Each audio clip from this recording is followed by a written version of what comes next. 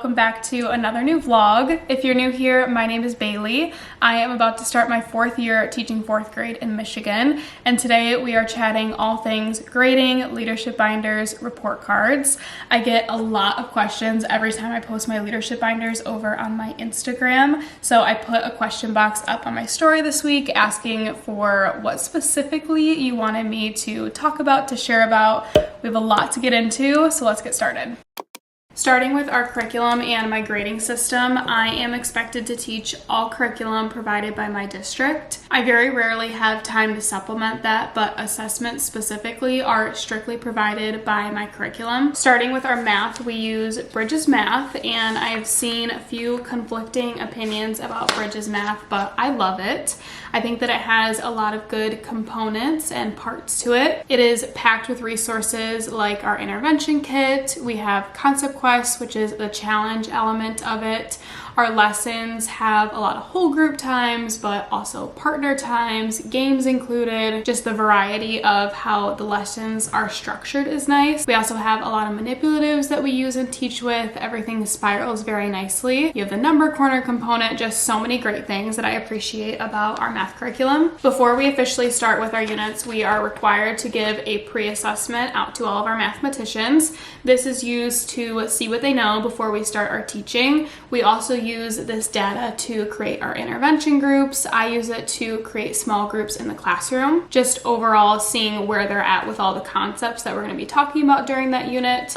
I give them the assessment, use it for the data that I need to gather, and then I store it away into my math bin, which we'll get to later. During our unit, mathematicians have a lot of opportunity for independent practice in their student books. That is something that I can have them work on independently with partners, small groups, table groups. That changes day to day, but I check those pages pretty regularly. Sometimes I do quick checks, other times I have them rip it out of their student book and place it in the turn-in bin for me to look at later. I'm checking those things only for the purpose of seeing where they're at.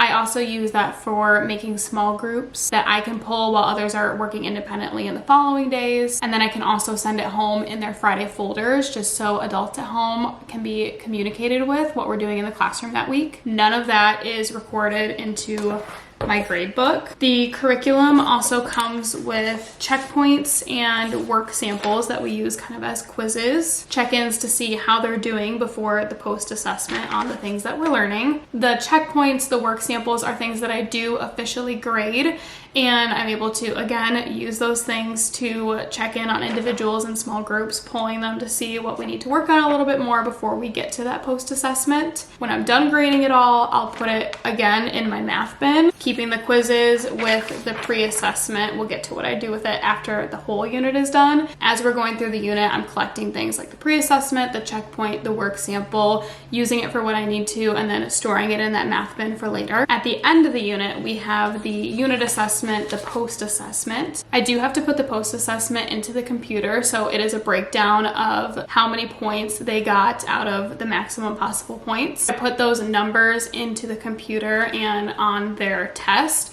but that is not where my grading ends. Our report card is not on a point system. For each subject, we have a very specific list of skills to grade each student on. They are called essential learnings, and for each essential learning, we have to give students either a B for beginning, D for developing, or S for secure in that skill. This is my grade book, and I have it organized by color. We like to color coordinate each subject's assessments. I have to be careful what I show here, but for each specific skill, I have a page in my grade book.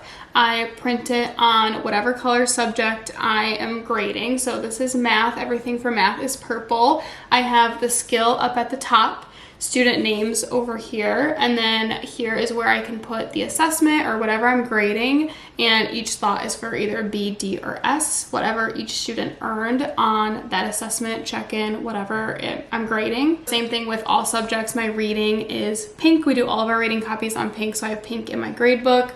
I have all of the skills listed out for reading up at the top, names on the side, and then places to write the assessment and their score for that assessment. Out of the 10 specific math skills that I have, not all assessments, of course, are grading all of the skills. For each assessment, I have taken time to figure out which essential learnings I can grade using that assessment. So here's an example from Unit 1 of Math. I'm able to grade my mathematicians on these specific 4 essential learnings.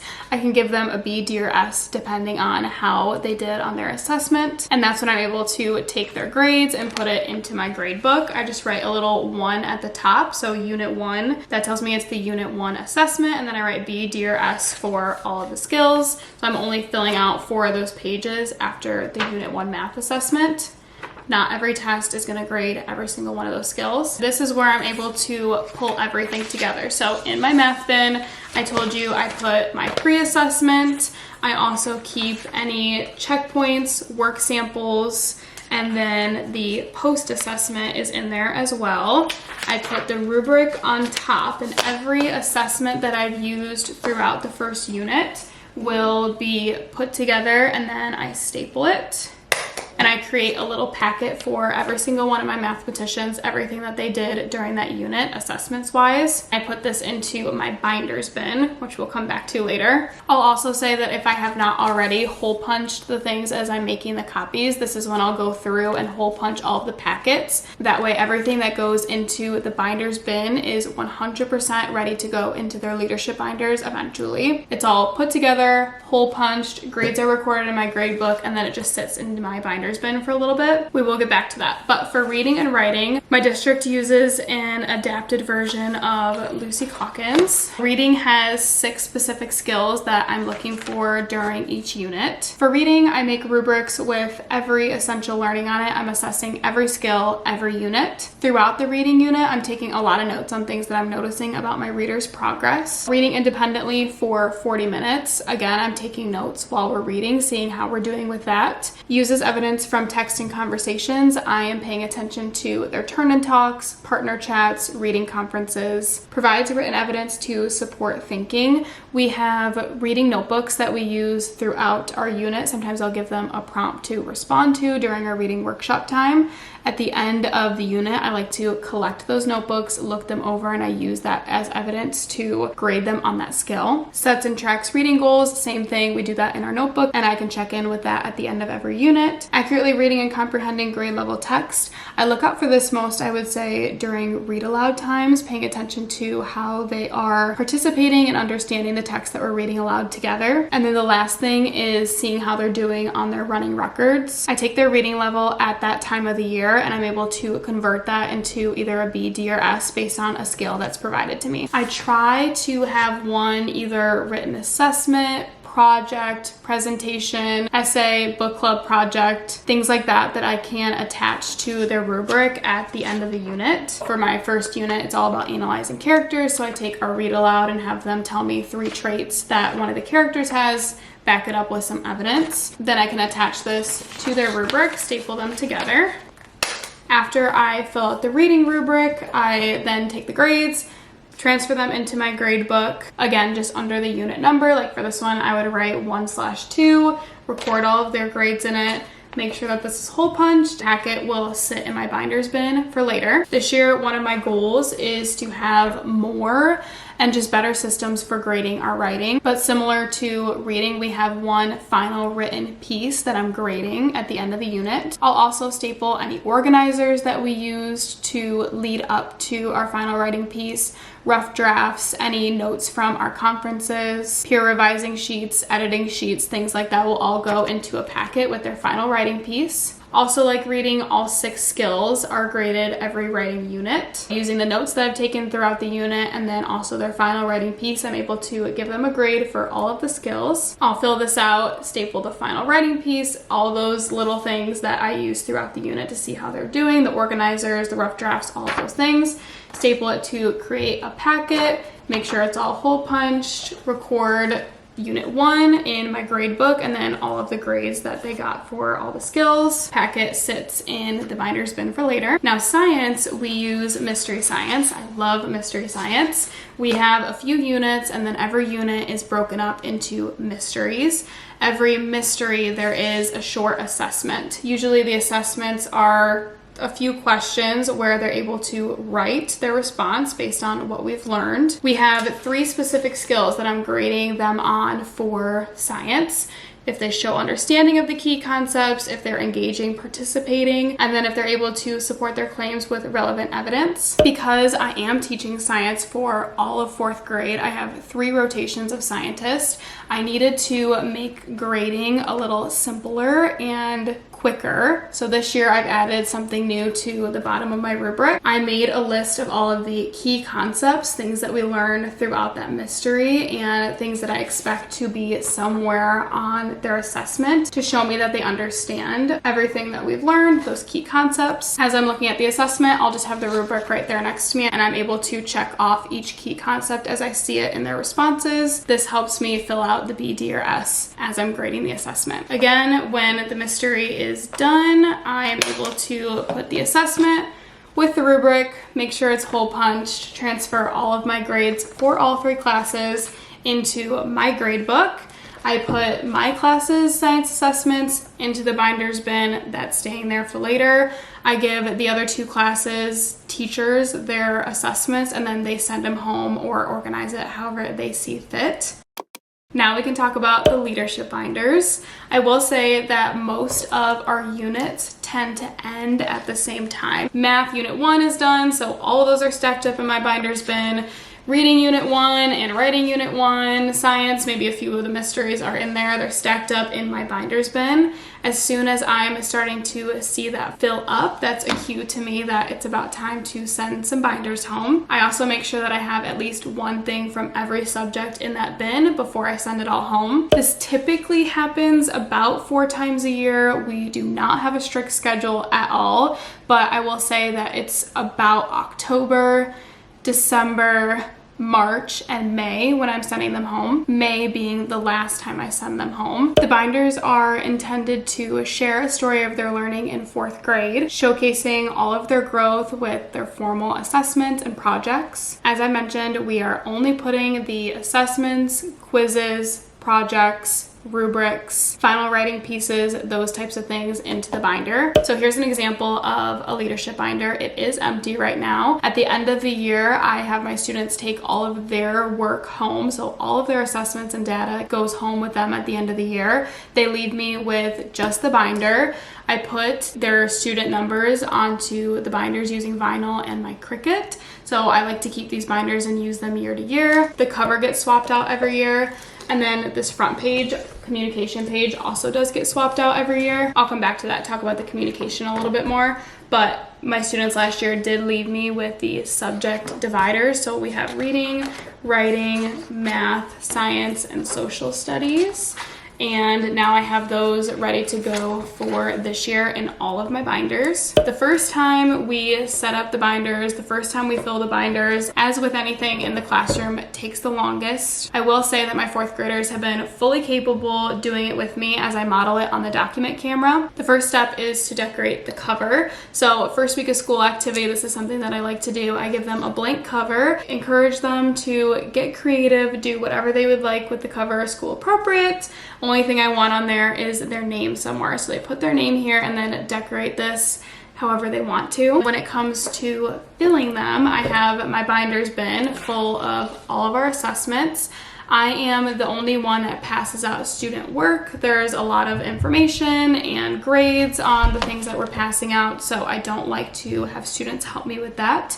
Normally, I'll start passing them out as they're doing independent reading or working on something independently. I'll be walking around the room passing out things in the bin. This will typically take me about 30 minutes with a few interruptions here and there, of course. I'm walking around, everybody's getting a stack of things that they're gonna eventually put into their binder. They have 1 math test, 1 reading assessment, 1 writing assessment, and then you have their science assessment, and if they had anything from social studies, I'll put that in the pile as well. pile. After I am done passing things out, they have their pile in front of them. I give them a few minutes to silently look through everything that I've passed out before we start putting it all into their binder. Also, before we start, I have them place one of these sticky tabs on every item that I've given them. I tell adults at home that if they see a sticky on something, it is new. Once I send the binders home 2-3 times, it's hard to kind of tell what's new and what they should be looking for. So this signals to them that if it is on something in the binder, it's new, to look at it. So I have them go through and place a sticky tab on everything in their pile, and then they're ready to go. They have their stack of assessments, tabs are on it, and their binder is right in front of them. I'm on the document camera and we go through every step together. I say, everybody open up your binder. So they all have their binders like this. Binders are open, flip over the blue tab, flip over the pink tab. You should be looking at the word writing. Check with your neighbor, do they have the word writing up? Then I say, open up the binder. Everybody opens it up. Look for reading units 1 and 2, launching strong reading habits and analyzing characters. Hold it up, show me that you have it. Great, everybody has it. You're gonna put it right into your binder. Take a second, put it in, close your binder. They all close it. Flip over the paper. Flip over the writing tab. Open up the binder. You're going to be looking for the Unit 1, Realistic Fiction Stories. That goes into your binder.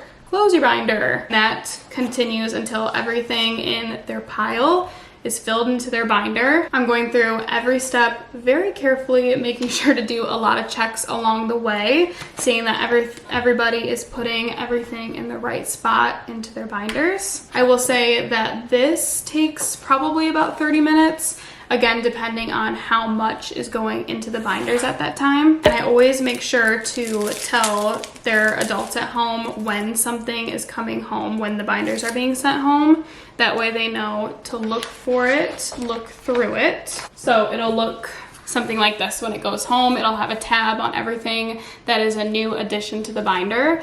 And then the adults at home have a job as well. It says Leadership Binder Communication. Please sign and date that you saw your student's leadership binder. Here is also an optional spot for comments if you would like to leave words of encouragement or a goal that you have for your student. Adults will look through it all. They will write the date, sign it, and then optional, include a comment for their student. I will say that most people do leave some sort of comment for their student in their binder, which I think is really sweet that they're able to look at that. It's very encouraging. So I like to leave that spot there for them to leave any comments that they feel necessary. I do ask adults at home to review as soon as possible. I will say that I have not had an issue with taking their time to look through it, but also being respectful of sending it back as soon as possible. If it gets to be about a week or two and the binder still hasn't come back, I'll just send a gentle reminder asking that they return it whenever they are done looking through it, signing it. Signature is required, comment is optional, but most do leave a nice little comment for their student. This is a great communication piece home with adults. They can see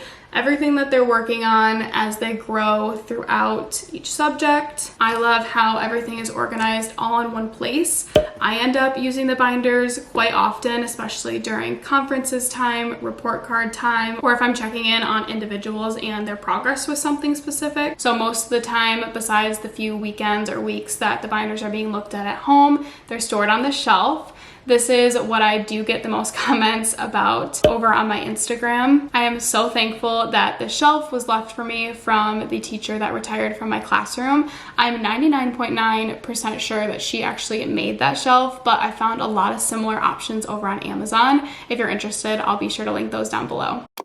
Report cards are done twice a year, once in January and then once in June. Our report cards are meant to be a snapshot of how students are doing in that specific moment.